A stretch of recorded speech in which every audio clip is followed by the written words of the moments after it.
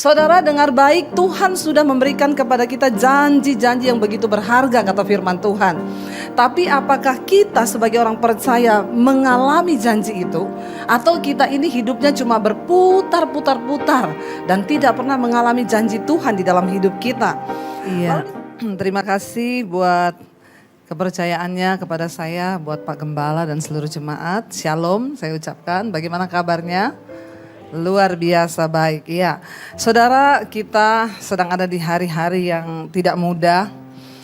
Ya, karena ada begitu banyak prediksi yang tidak menyenangkan. Tapi kita percaya kita mengikuti Tuhan yang pasti, dengan janjinya yang pasti.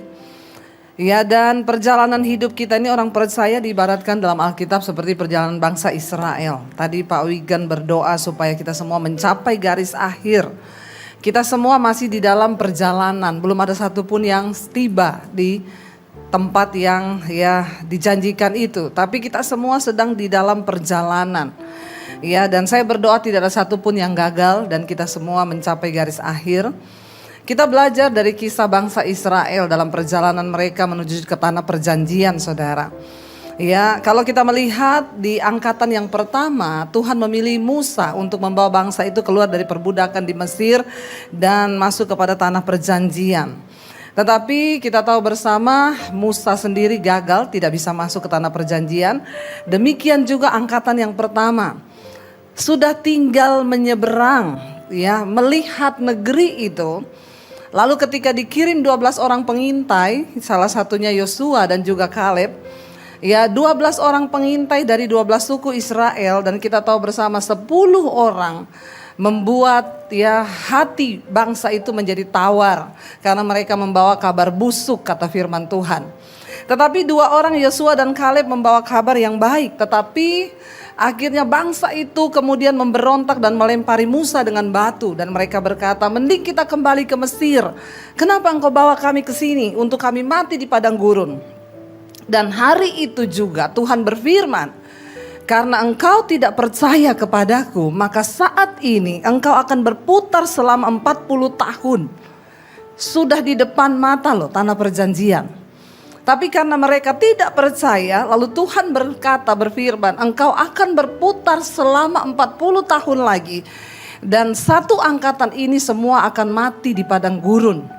Kecuali yang berumur 20 tahun ke bawah itu yang melihat tanah perjanjian." Penghukumannya tragis, saudara. Satu angkatan yang keluar dari Mesir tidak ada yang bisa masuk ke tanah perjanjian sehingga mereka berputar selama 40 tahun di padang gurun. Dan ketika Musa mati, Tuhan mengangkat Yosua. Mari kita baca bersama Yosua pasal yang pertama. Judul perikopnya perintah Tuhan kepada Yosua untuk merebut tanah Kanaan. Sesudah Musa hamba Tuhan itu mati, berfirmanlah Tuhan kepada Yosua bin Nun, abdi Musa itu demikian, "Hambaku Musa telah mati. Sebab itu bersiaplah sekarang, seberangilah sungai Yordan ini, engkau dan seluruh bangsa ini menuju negeri yang akan kuberikan kepada mereka, kepada orang Israel itu. Setiap tempat yang akan diinjak oleh telapak kakimu kuberikan kepada kamu, seperti yang telah kujanjikan kepada Musa. Dari padang gurun dan gunung Libanon yang sebelah sana itu sampai ke sungai besar, yakni sungai Efrat, seluruh tanah orang Het sampai ke laut besar di sebelah matahari terbenam, semua itu akan menjadi daerahmu." Saudara dengar baik, Tuhan sudah memberikan kepada kita janji-janji yang begitu berharga, kata firman Tuhan. Tapi apakah kita sebagai orang percaya mengalami janji itu? Atau kita ini hidupnya cuma berputar-putar-putar dan tidak pernah mengalami janji Tuhan di dalam hidup kita? Lalu dikatakan di sana, nanti kita akan belajar ayat yang ke-5, "Seorang pun tidak akan dapat bertahan menghadapi engkau seumur hidupmu." Tuhan memilih Yosua untuk menggantikan Musa.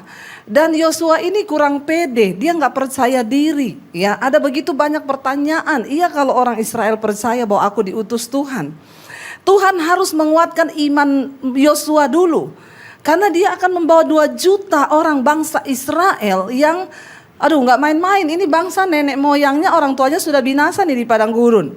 Tersisa yang berumur 20 tahun ke bawah nih. Apakah mereka juga punya iman yang sungguh-sungguh untuk melihat janji Tuhan?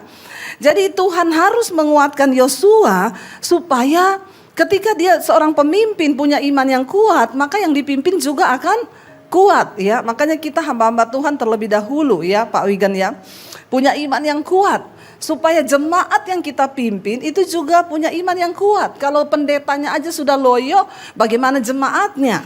Ya, kita memang harus ya, dikatakan di sini Tuhan menguatkan hati Yosua.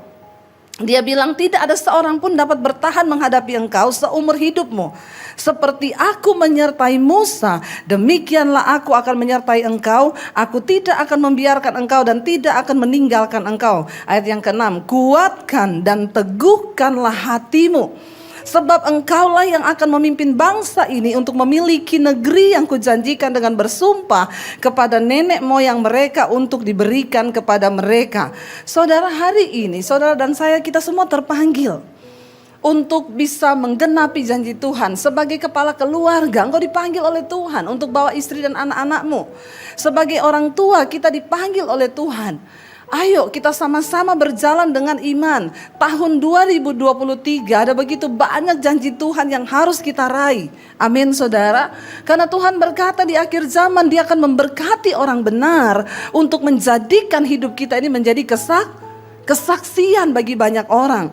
Lalu Dia katakan kepada Yosua ayat yang ke-6, teguhkan dan kuatkanlah hatimu.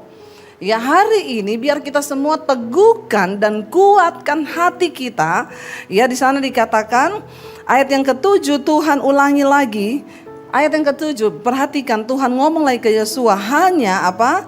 Kuatkan dan teguhkanlah hatimu dengan sungguh-sungguh. Bertindaklah hati-hati sesuai dengan seluruh hukum yang telah diperintahkan kepadamu oleh hambaku Musa. Jangan menyimpang ke kanan atau ke kiri. Ya, supaya engkau beruntung kemanapun engkau pergi. Saudara, kenapa kira-kira Tuhan mengulang berkali-kali kalau kita lihat di pasal ini, kuatkan dan teguhkan hatimu. Karena tidak main-main. Begitu tongkat estafet diserahkan kepada Yosua, tantangan besar di depan yaitu apa? Yosua harus membawa bangsa ini menyeberangi sungai Yordan. Yang tidak kecil, bukan kali, sungai. Sungai itu besar dan airnya juga besar. Tantangan ya seperti Musa saudara, di depan ada laut yang begitu besar. Kenapa Tuhan berulang kali berkata kepada Yosua, kamu harus kuatkan dan teguhkan hatimu, supaya ketika engkau kuat dan teguh, 2 juta orang Israel ini juga imannya teguh. Kenapa? Karena di depan mereka ada sungai Yordan yang harus diseberangi. Kita lompat sekarang Yosua pasal yang ketiga. Itu tadi baru pembukaan saudara ya. Yosua pasal yang ketiga, akhirnya singkat cerita nanti saudara di rumah baca ya. Makanya baca Alkitab biar kita tahu kisah di Alkitab. Jangan main comot. Kita suka comot-comot ayat ini tapi kita nggak tahu latar belakang dari ayat firman Tuhan itu. Ayat yang Yosua pasal yang ketiga, menyeberangi sungai Yordan. Ayat yang pertama, Yosua bangun pagi-pagi. Mereka ini di perkemahan saudara. 2 juta orang itu berkemah di tepi sungai Yordan. Mereka akan masuk tanah Kanaan setelah mereka menyeberangi sungai itu. Di sebelah itu mereka akan masuk ke Yeriko dan lain sebagainya, itu negeri-negeri yang Tuhan janjikan. Dikatakan di sana Yosua bangun pagi-pagi, lalu ia dan semua orang Israel berangkat dari Sitim dan sampailah mereka ke sungai Yordan. Maka bermalamlah mereka di sana sebelum menyeberang. Setelah lewat 3 hari, para pengatur pasukan menjalani seluruh perkemahan dan memberi perintah kepada bangsa itu, katanya, segera sesudah kamu melihat tabut perjanjian Tuhan Allahmu itu yang diangkat oleh para imam yang memang suku Lewi, maka kamu harus juga berangkat dari tempatmu dan mengikutinya. Satu petunjuk yang Tuhan berikan, ikuti kemana tabut perjanjian itu dibawa. Tabut perjanjian bicara tentang hadirat Tuhan. Saudara, kalau dalam hidup kita tidak ada lagi hadirat Tuhan, kita tidak mungkin akan mengalami tuntunan Tuhan. Katakan amin. Banyak orang buntu hari-hari ini bertanya, Bu, bagaimana saya mengerti bisnis yang benar? Bagaimana saya mengerti rumah tangga yang benar? Bagaimana saya mengerti pelayanan yang benar? Saya bilang, cari hadirat Tuhan. Ketika engkau berada di dalam hadirat Tuhan bicara tentang kehadiran Tuhan. Hadirat Tuhan berbicara tentang ada perkenanan Tuhan di sana. Satu-satunya yang menjadi petunjuk bagi bangsa ini untuk mereka berjalan menyeberangi sungai Yordan dan masuk ke negeri yang mereka tidak kenal, cuma satu, dikatakan ingat, lihat tabut itu. Kemanapun tabut itu pergi, kamu harus mengikuti tabut itu. Dan di sana dikatakan saudara, ya ayat yang keempat dikatakan, hanya antara kamu dan tabut itu harus ada jarak kira-kira 2000 hasta panjangnya. Janganlah mendekatinya, maksudnya supaya apa? Kamu mengetahui jalan yang harus kamu tempuh, sebab jalan itu belum pernah kamu lalui dahulu. Di dalam hidup kita ini ada begitu banyak jalan yang tidak kita mengerti. Bahkan di depan kita ada banyak-banyak jalan yang belum pernah kita lalui. Tapi banyak orang Kristen begitu sombong menjalani hidup, menjalani jalannya dengan kekuatan dan hikmatnya sendiri tanpa pernah menyertakan Tuhan. Bahkan hebatnya banyak orang Kristen bikin jalan baru. Iya apa iya? Katakan kanan kirimu, jangan bikin jalan baru, ikuti Tuhan. Ya, jangan bikin jalan sendiri. Kenapa? Karena Tuhan Maha tahu, kita sok tahu. Ya, amin. Ketika engkau mau menikah, pilih yang sesuai dengan kriteria Tuhan. Waktu engkau mau berusaha, mau berbisnis, berdoa minta tuntunan Tuhan. Jangan pernah lupa. Ya, dikatakan jaga jarak antara tabut itu. Artinya apa? Engkau tidak boleh hilang pandang dari tabut itu. Tabut itu harus selalu kelihatan di hidupmu. Supaya apa? Maksudnya supaya kamu mengetahui jalan yang harus kamu tempuh. Sebab jalan itu belum pernah kamu lalui. Di depan kita ada begitu banyak rahasia. Kita tidak mengerti apa yang akan terjadi di depan. Kita perlu mendekatkan diri dengan Tuhan. Dengan tabut itu, dengan hadirat Tuhan. Saya kemarin ketemu dengan seorang ibu saudara di Surabaya dan dia bersaksi. Ya, waktu dia ketemu saya, dia peluk saya, dia menangis bercucuran air mata. Saya bilang, ibu kenapa ibu menangis begitu? Terima kasih Bu Debi, mesbah doa, mesbah syukur, seluruh khotbah-khotbah ibu itu sangat menguatkan saya. Lalu dia mulai cerita, singkat cerita dia tuh dulu ibu sosialita yang kerjaannya ganti-ganti tas, ratusan juta bahkan miliar. Ya, kalau jam 10 malam tuh dia keluar rumah untuk dugem. Kadang anaknya waktu itu masih kecil, halangi dia di depan mobil, mami jangan pergi dugem. Dia buka kaca teriak, kamu minggir gak? Mami tabrak lo kalau gak minggir. Bayangkan saudara, akhirnya dia pergi dugem. Suaminya bilang, di rumah aja, mau cari apa di luar? Minggir, pokoknya gak ada satu orang pun yang bisa menasihati dia. Singkat cerita dia menjalani hidup dengan keinginannya, dia bikin jalan sendiri, dia tidak pernah cari Tuhan. Singkat cerita di awal pandemi dia divonis dokter kena cancer, kanker mulut rahim. Waktu itu semua tutup di Indonesia karena kebetulan suaminya orang Kanada. Suaminya bawa dia berobat, cuma Dubai satu-satunya negara yang buka dan tidak pakai apa segala macam untuk COVID dan lain sebagainya. Jadi dia bisa bawa istrinya ke sana. Ketika diperiksa saudara, ya luar biasa, dia mengalami kesakitan yang begitu luar biasa. Sampai kanker itu sudah menyebar dan ususnya pecah.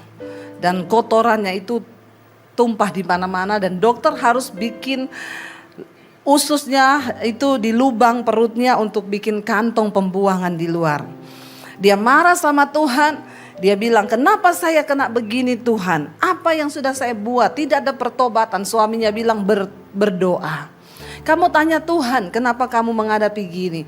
Dan suaminya itu sabar bersihin kotorannya. Kalau kantongnya itu tergeser, dia bilang bu saya jijik dengan saya punya kotoran sendiri. Saya tutup muka pakai bantal, suami saya itu bersihkan. Ya semua kotoran saya tuh, saya sampai tanya sama suaminya, Pak, satu hal yang saya mau tanya, kenapa Bapak bisa melakukan itu? Satu, yang pertama bu, karena janji nikah. Seringkali orang itu mengucapkan janji nikah dengan ketawa ketiwi, senang. Aku akan mendampingimu dalam suka dan duka, dalam sehat dan sakit. Tapi kita kurang memahami bahwa ternyata janji nikah itu berat sekali. Ketika sakit kita tidak boleh meninggalkan pasangan kita. Wow, saya sampai meneteskan air mata mendengar itu. Dia bilang yang kedua, Bu, kita tidak tahu hidup ini. Mungkin hari ini istri saya yang sakit dan kebetulan dia yang kena sakit. Tapi bisa jadi besok atau tahun depan sayalah yang mengalami itu. Dan Yesus mengajarkan apapun yang engkau perbuat, engkau ingin orang perbuat kepadamu, perbuatlah itu juga kepada orang lain. Hanya itu yang memberikan saya kekuatan untuk bisa melayani istri saya. Dia suruh istrinya berdoa, istrinya gak mau berdoa. Suruh baca Alkitab, gak mau baca Alkitab. Sampai suaminya itu bingung, saudara. Lalu ada seorang teman mengirimkan khotbah saya kepada istrinya dengan judul Akibat Dosa Tersembunyi. Itu khotbah sekarang di YouTube dinonton sudah jutaan, saudara. Dia bilang waktu saya nonton khotbah ibu yang judulnya Akibat Dosa Tersembunyi itu, saya dijamah Tuhan. Saya menangis di kamar saya, Bu. Dan saya tahu ini semua saya juga dulu jauh dari Tuhan. Saya tidak pernah mengerti jalan Tuhan. Lalu saya berlutut meminta pengampunan. Dari situ saya belajar bersyukur. Apapun keadaan saya bilang saya terima Tuhan. Kemarin saya ketemu dia. Satu hal yang luar biasa, dia bilang gini, Bu, saya sembuh atau tidak sembuh, saya bersyukur. Saya bersyukur saya kena cancer seperti ini, jiwa saya dikembalikan kepada Tuhan. Jadi kapanpun saya mati, saya siap karena saya sudah bertobat. Saya lebih suka mengalami yang seperti ini, Bu, daripada saya tidak sakit. Dan saya masih dengan kehidupan yang lama seperti itu. Saya tiba-tiba mati, saya pasti masuk neraka. Saya bersyukur. Saudara, ketika orang tidak mengerti jalan Tuhan, ya dia hidup dengan segala kemauannya sendiri. Dan Alkitab berkata, ketika Tuhan mendidik seseorang, memang didikan itu sakit, tetapi mendatangkan sukacita yang kekal sampai selama-lamanya. Ada banyak jalan yang kita gak ketahui di hidup ini. Bahkan kita gak tahu masa depan kita. Kenapa kita gak boleh kehilangan jarak pandang dari tabut itu? Artinya apa, saudara? Jangan jauh-jauh dari hadirat Tuhan. Hadirat Tuhan itu yang dapat menuntun hidupmu, yang dapat memberikan kekuatan bagi engkau. Bahkan ketika engkau merasa tidak ada lagi jalan keluar, ingat satu saat harta, kekayaan, bahkan uang tidak lagi bisa berbicara apa-apa. Ketika orang sudah sakit begitu, saya melihat dokter bilang udah gak bisa apa-apa. Ya tinggal tunggu mujizat. Kemarin saya baptis satu orang kanker stadium akhir. Bu Debbie, saya minta dibaptis, Bu. Ya, saya bersyukur mendengar khotbah-khotbah ibu. Dia bilang, dokter berkata umur saya tinggal 6 bulan. Berarti saya sekarang harus siap-siap mati. Saya bilang sama dia, jangankan kamu yang divonis dokter 6 bulan umurmu. Saya ini yang gak divonis dokter, tiap hari saya siap mati. Amin. Bagaimana dengan Bapak Ibu? Udah siap-siap mati? Halo? Udah siap-siap mati? Kenapa saudara kita harus siap mati? Saya bilang sama ibu itu, ibu divonis dokter tinggal 6 bulan. Banyak yang gak divonis mati, Bu, mendadak. Cuma lagi duduk di sofa mati, Bu. Ya, lagi keluar kamar mandi kepleset mati, Bu. Gak usah tunggu divonis dokter 6 bulan. Ya, saya bilang bersyukur ibu masih divonis dokter 6 bulan. Ada kesempatan untuk bertobat. Tapi banyak orang gak divonis apa-apa. Sehat, semuanya baik, tiba-tiba mati. Syarat untuk mati bukan tunggu kena sakit dulu. Amin apa amin? Ya, syarat untuk mati bukan harus tua dulu. Makanya kalau saya bicara tentang kematian, yang muda-muda jangan melirik sampai rambut putih. Ya, dalam hatimu kayaknya dia duluan nih. Ya, enggak saudara, jangan sombong kalau engkau merasa engkau muda. Karena tidak semua orang mati tua. Kita gak tahu hidup ini ke depan. Kenapa engkau tidak boleh kehilangan jarak pandang dengan tabut itu? Karena hadirat Tuhan akan selalu membuat hidup kita ini berjaga-jaga. Ingat, semua yang kita lakukan di dunia ini akan kita pertanggungan jawab satu saat nanti. Saya bilang sama dia, Bu, itu di Turki, ya 30 lebih orang mati mendadak. Cuma 1 menit digoncang gempa, 1 menit.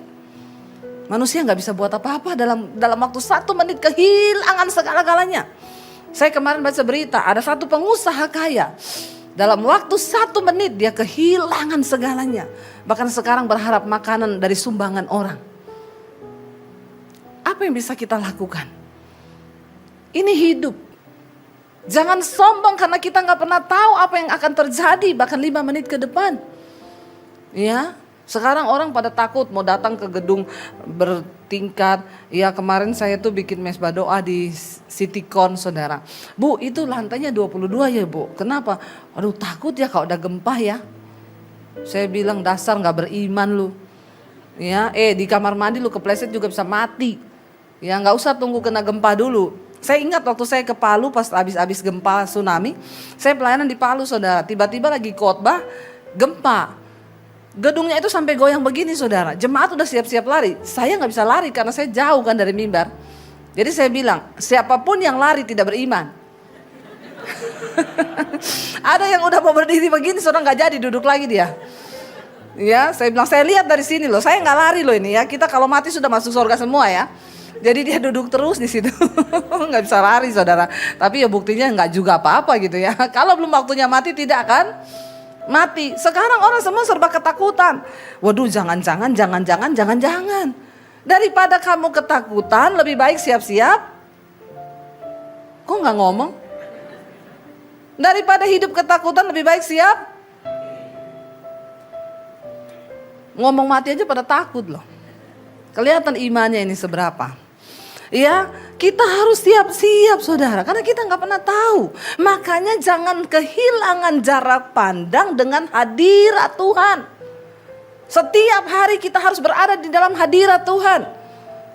Saya bersyukur, saudara, saya bisa nangis di mobil, saya bisa nangis di kamar. Kenapa? Karena ada hadirat Tuhan. Saya bisa selalu menangis karena saya merasakan Tuhan itu ada, Tuhan itu baik, Tuhan itu nyata.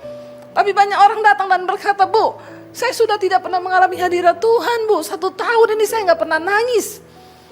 Ngeri loh kalau saudara udah gak pernah nangis, itu ngeri, saudara ya. Anda harus nangis karena kebaikan Tuhan. Kita harus nangis karena kebaikan Tuhan, karena kasih setia Tuhan. Di sana dikatakan, ya, hanya antara kamu dan tabut itu harus ada jarak kira-kira 2000 hasta panjangnya.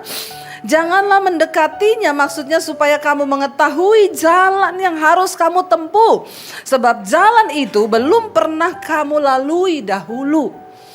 Tapi kalau ada hadirat Tuhan gak usah takut. Mau prediksi orang apa 2023, jalan saja asal ada jarak pandang kita dengan hadirat Tuhan. Lalu dikatakan ayat yang kelima, berkatalah Yosua kepada bangsa itu, kuduskanlah dirimu. Perhatikan. Setiap kali mereka akan melakukan sesuatu, kuduskanlah dirimu. Hidup di dalam kekudusan hari-hari ini. Jangan ada yang selingkuh. Jangan ada lagi hal-hal percabulan, kenajisan, homoseksual, lesbian, bertobat. Sekarang dosa itu begitu menyenangkan, saudara. Kuduskan dirimu, kata Tuhan, ya.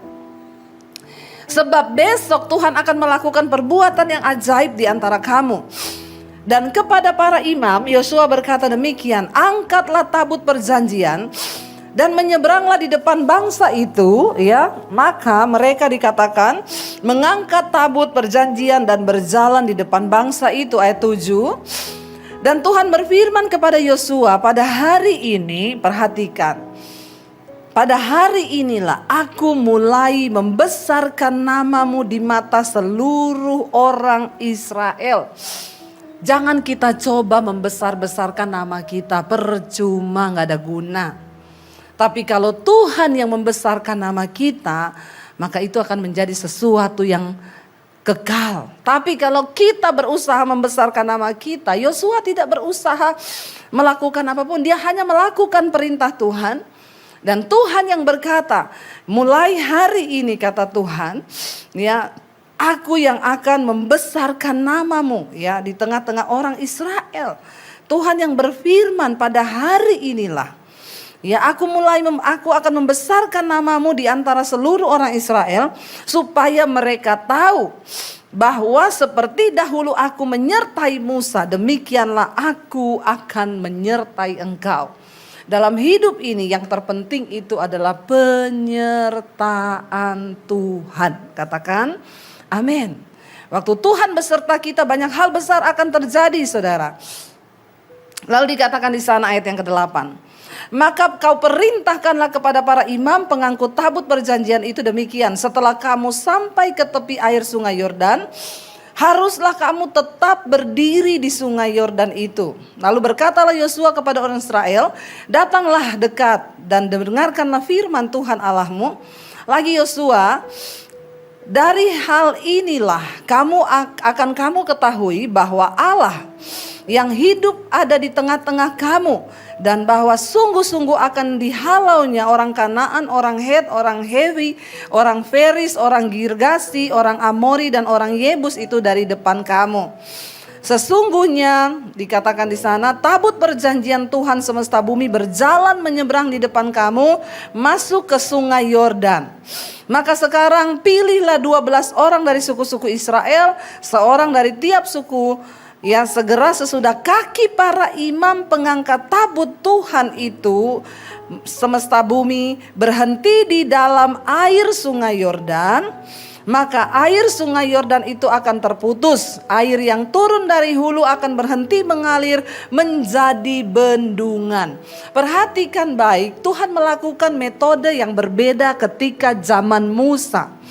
Ketika bangsa Israel dibawa oleh Musa, itu mereka masih dari perbudakan di Mesir, tidak tahu tentang Tuhan. Mereka ada di Mesir, di tempat negeri yang penuh penyembahan berhala. Mereka belum tahu tentang apa-apa tentang Tuhan. Jadi ketika di depan ada laut, Tuhan mengeringkan lebih dahulu air laut, baru bangsa itu disuruh menyeberang. Tuhan berkata, Musa ambil tongkatmu, pukul ke laut, lalu jadi jalan. Baru bangsa itu berjalan. Berbeda dengan di sungai Yordan, Tuhan tidak mengeringkan sungai itu. Tuhan mau lihat imannya orang Israel setelah 40 tahun mereka dibawa berputar di padang gurun. Apakah mereka sudah sungguh-sungguh percaya? Sekalipun ada air, para imam lebih dulu harus masuk ke dalam air itu. Dan mereka tidak boleh diam saja. Bangsa Israel harus mengikuti dalam keadaan air sungai Yordan sedang mengalir dengan deras-derasnya. Hari ini saudara, apakah imanmu sudah tumbuh atau cuma begitu-begitu saja dari tahun ke tahun? Jangan jadi orang Kristen pas-pasan. Jadilah orang yang punya iman yang bertumbuh.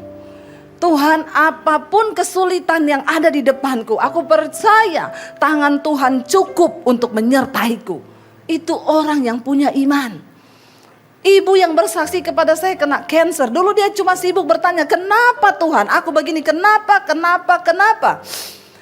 Tapi ketika dia berjumpa dengan hadirat Tuhan, Tuhan menjamah dia, imannya berubah.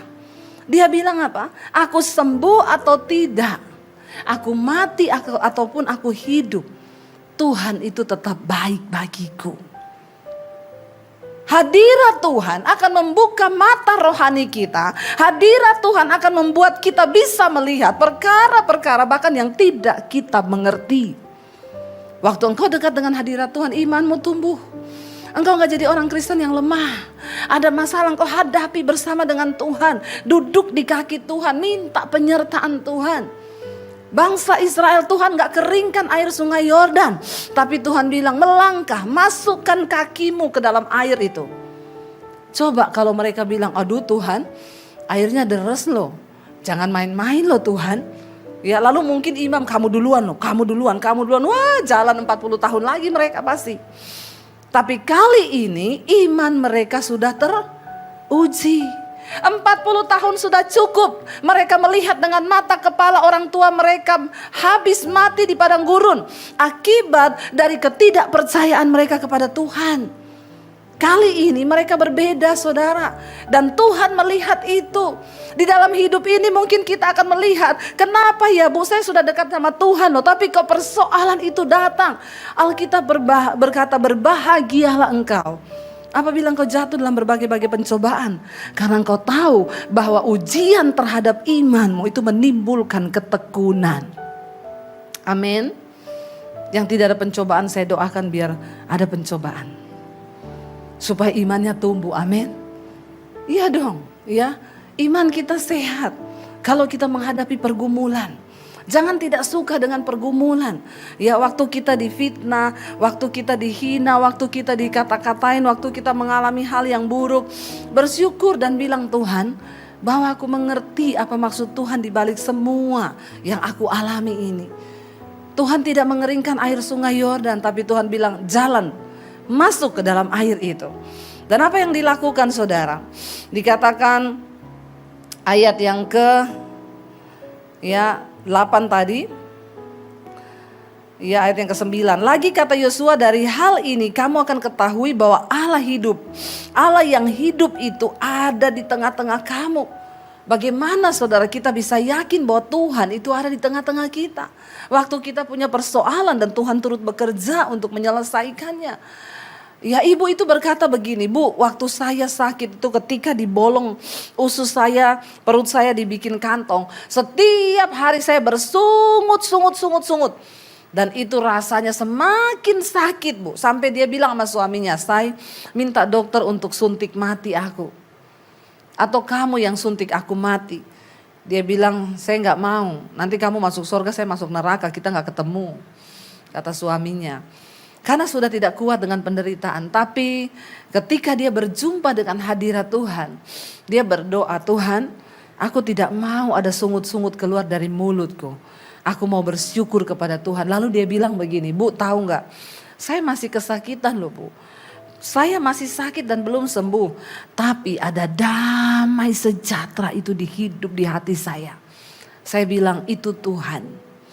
Apa kunci, apa ciri, apa sinyal bahwa Tuhan itu masih ada dalam hidup kita? Waktu engkau hidup dalam damai sejahtera. Suami istri hidup damai sejahtera. Anak-anak hidup dalam damai sejahtera.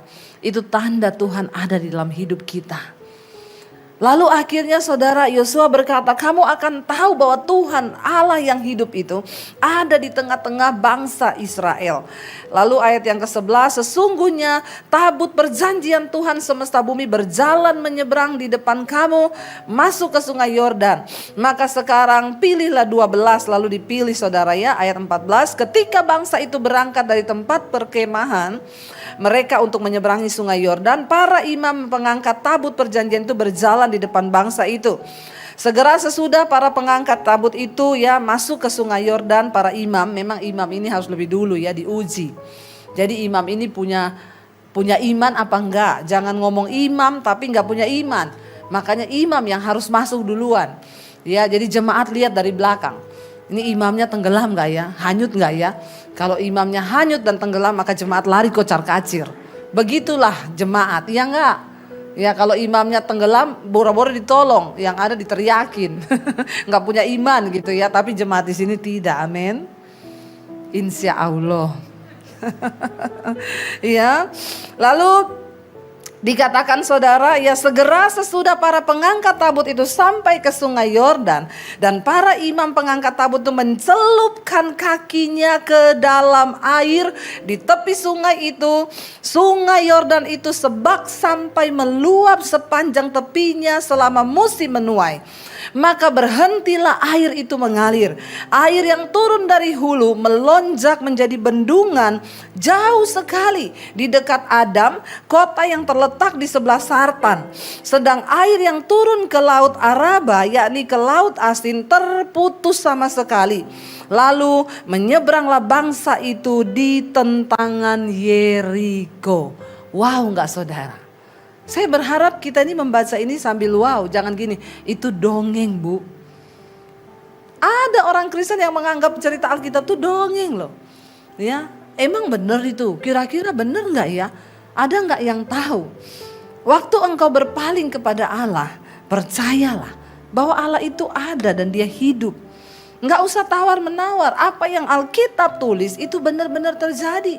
Sejarahnya, tempatnya, saudara yang pernah ke Sungai Yordan, saudara pernah lihat, tapi kan sekarang juga ukurannya tidak seperti yang dulu ya. Sudah menyusut saudara. Lalu berhenti air itu, ayat 17. Tetapi para imam pengangkat tabut perjanjian Tuhan itu tetap berdiri di tanah yang kering di tengah-tengah sungai Yordan, sedang seluruh bangsa Israel menyeberang di tanah yang kering sampai seluruh bangsa itu selesai menyeberangi sungai Yordan. 2 juta orang dibawa menyeberang sungai. Luar biasa. Saudara, seperti halnya Tuhan sudah menyertai Musa dan Yosua, Tuhan pun rindu menyertai hidup kita hari-hari ini. Yang terpenting adalah mari kita punya level iman yang semakin hari semakin mendekatkan diri dengan Tuhan. Dan kuduskanlah dirimu, kata firman Tuhan. Jangan ada kepahitan, jangan ada amarah, jangan ada kebencian, jangan ada kenajisan, percabulan. Ya, saudara yang hidup masih duniawi, yang suka dugem, ya, yang suka cari penghiburan di luar, bertobat. Hari-hari ini pastikan jarak pandangmu dengan hadirat Tuhan itu tidak terhalang. Artinya apa? Setiap hari kita berada di dalam hadirat Tuhan. Itulah yang akan menjadi kekuatan kita dan itulah yang akan membawa kita masuk ke tanah perjanjian yang Tuhan sediakan. Tuhan mau sebelum kita mati, kita ini menjadi tokoh iman. Minimal bagi anak, istri, bagi suami kita, bagi keluarga kita.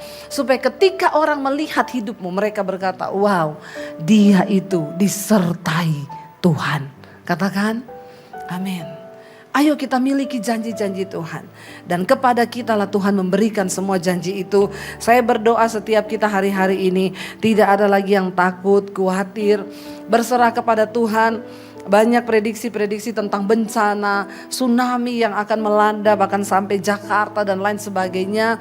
Yang paling penting adalah siap mati. Bilang amin. Mau lari kemana? Ya, ada yang sudah ngomong, Bu, mau pemilu 2024 Bu, kayaknya mau kacau gak ya Bu? Kita perlu gak beli rumah di Bali? Saya bilang persiapkan rumah di sorga.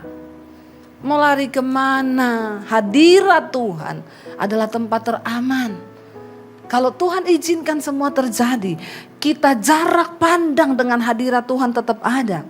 Percaya perlindungan Tuhan sempurna atas hidup kita. Tidak perlu takut. Kita jalani semuanya dengan hati yang bersyukur.